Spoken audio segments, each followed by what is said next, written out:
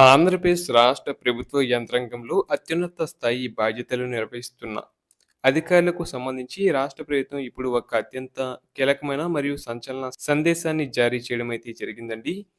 ప్రస్తుతం రాష్ట్రంలో అత్యంత ప్రాధాన్యత కలిగిన శాసనసభ మరియు శాసన మండలి సమావేశాలు జరుగుతున్న నేపథ్యంలో ప్రభుత్వం ఈ నిర్ణయాన్ని తీసుకోవడం విశేషం.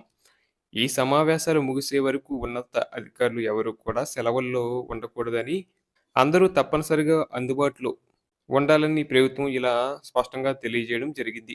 దీనికి సంబంధించిన పూర్తి స్థాయి సమగ్ర సమాచారాన్ని, ఈ ఆదేశాల వెనుక ఉన్న ముఖ్య ఉద్దేశాన్ని మనం లోతుగా విశ్లేషించుకుందాం. ఇక విషయంలోకి వెళ్ళినట్లయితే ఆంధ్రప్రదేశ్ శాసనసభ మరియు శాసన మండలి సమావేశాలు జరుగుతున్న ఈ కీలక సమయంలో ప్రతిరోజు మధ్యాహ్నం 3 గంటల నుండి సాయంత్రం 6 గంటల వరకు అన్ని శాఖలకు చెందిన అత్యున్నత స్థాయి అధికారులు వారి వారి కార్యాలయాల్లోనే ఉండి తీరాలని ప్రభుత్వం కఠిన ఉత్తర్వులు ఇచ్చింది.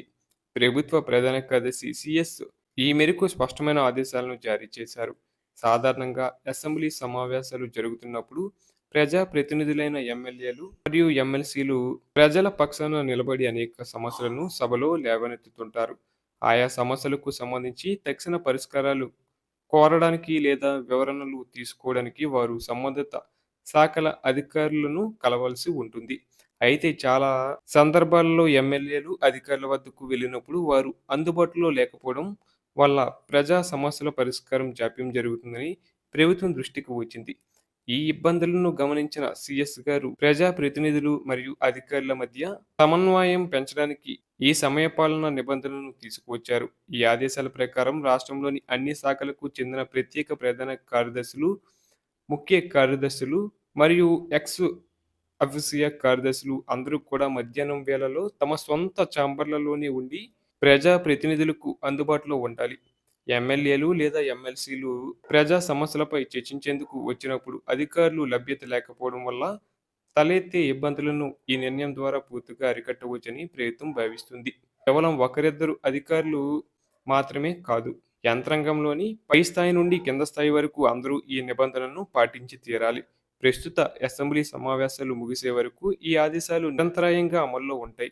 అధికారులందరూ దీనిని ఒక బాధ్యతగా స్వీకరించి ప్రజా సమస్యల పరిష్కారంలో తమ వంతు సహకారాన్ని అందించాలని ప్రభుత్వం స్పష్టం చేసింది.